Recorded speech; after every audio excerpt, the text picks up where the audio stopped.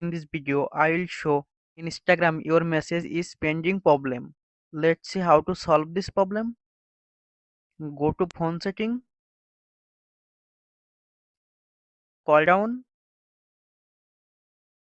click on app management,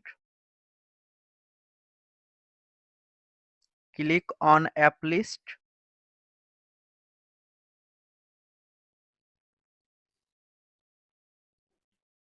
scroll down, click on Instagram,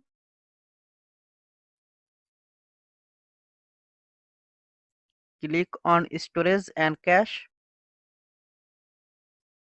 tap on clear cache and go to Play Store, click on search bar and search Instagram,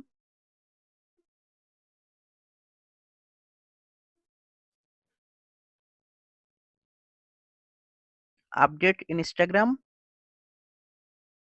Now go to Instagram, click on message icon.